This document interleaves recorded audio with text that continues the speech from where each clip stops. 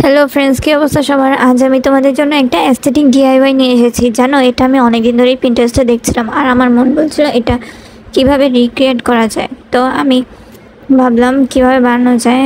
তো অবভিয়াসলি যেহেতু আমার কাছে উঠছেও না, সো আমি কার্ডবোর্ড ইউজ করলাম। আর এর জন্য আমি একটা কার্ডবোর্ড নিয়ে এলাম আর কেচির সাহায্যে এটা কেটে এলাম এবং এটার জন্য অনেকগুলো পিস করে নিলাম। আর তোমরা এখন হয়তো ভাবছো আমি কার্ডবোর্ডগুলোর পিসেসকে কেন এভাবে বেঁধে রাখলাম।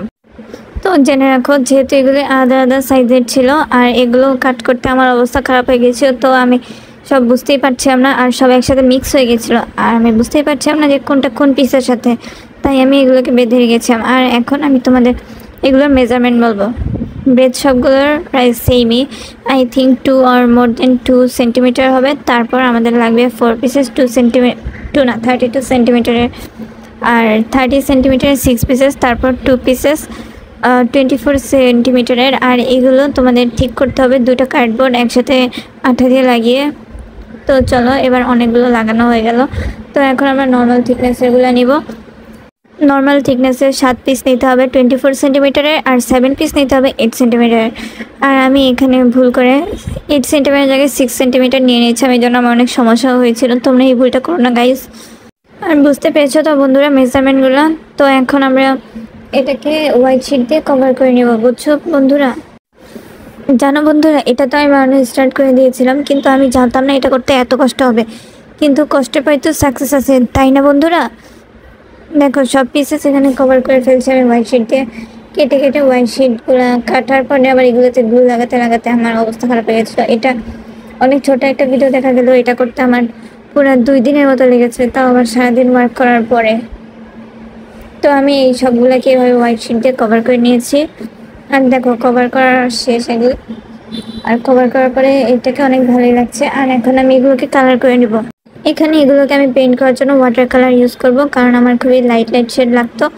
আর আমি পেইন্ট করতে যেহেতু ওয়াটার কালার পেইন্ট করবো আর উডেন শেড নেব, সো আমি এটার জন্য ব্রাউন আর ইয়েলো শেডটা ইউজ করেছি, সাথে একটু হোয়াইট ইউজ করেছি। আর পেইন্ট করতে করতে আমার খুবই ভালো লাগছিল, এত কষ্টের পরে একটা সুন্দর জিনিস আসছে। তাই দেখো, পেইন্ট করার পর আমাদের পিসেসগুলোকে কত সুন্দর লাগছে। মনেই হচ্ছে না যে এগুলো কার্ডবোর্ডের, মনে হচ্ছে এগুলো একদম রিয়েল উডেন। আর ফ্রেন্ডস দেখো, এটাকে পেইন্ট করার পর কতটা গুড টাইপ লাগতেছে পিসেসগুলোকে। আর যেহেতু এগুলি ওয়াটার কালার দিয়ে পেইন্ট করেছিলাম, সো এগুলোকে পেইন্ট করার পরে আমি এটাকে ড্রাই হতে রেখে দিয়েছিলাম কিছুক্ষণের জন্য। তারপরে এগুলোকে এখন স্টিক করতে হবে। এটাকে স্টিক করার জন্য আমি সুপার গ্লু ইউজ করেছি।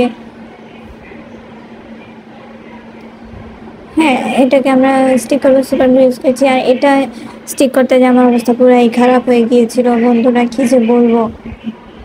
মানে সাইজগুলো যেহেতু আমি প্রথমেই তো আমি বলেছি যে আমি ছোট ছোট পিসগুলোকে 6 সেন্টিমিটার করে কেটে ফেলেছিলাম, এই জন্য এগুলা লাগাতে অনেক সমস্যা হয়ে গেছিলো।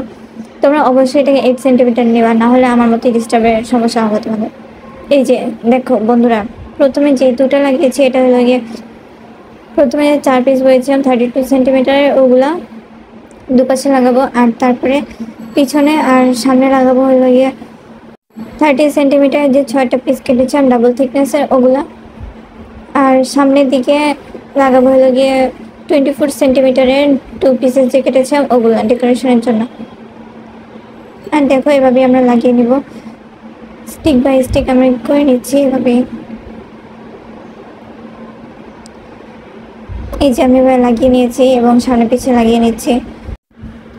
আর আমি এটা লাগাতে লাগাতে তোমরা দ্রুত ভিডিওটাকে লাইক করে দাও আর আমার চ্যানেলটাকে অবশ্যই সাবস্ক্রাইব করে দাও। আর তোমার ফ্রেন্ডসদের সাথে তোমার যদি এই ভিডিওটা ভালো লাগে তাহলে অবশ্যই শেয়ার করে দিও। এই যে আমি 24 সেন্টিমিটার ডাবল থিকনেস ইয়াগুলো ছিল, ওগুলো ওখানে পরে লাগিয়ে দিব। আর এখানে আমি 1 বাই 1 স্টিকগুলোকে স্টিক করছি, মানে পিসেসগুলোকে স্টিক করছি, কী যে বলে ফেলে। আর এগুলি ছোটো হয়ে যাওয়ার কারণে এগুলিকে আমি বড় করে অফ ক্যামেরায় লাগিয়ে নিয়েছি। বন্ধুরা, তোমরা তো জানো এটা করতে আমার কতটা কষ্ট হয়েছে। তাই বন্ধুরা, তোমরা প্লিজ এটাকে লাইক করে দাও আর তোমার ফ্রেন্ডসদের সাথে শেয়ার করে দাও। আর ভিডিওটা ভালো লাগলে অবশ্যই আমার চ্যানেলটাকে একটু সাবস্ক্রাইব করে দিও।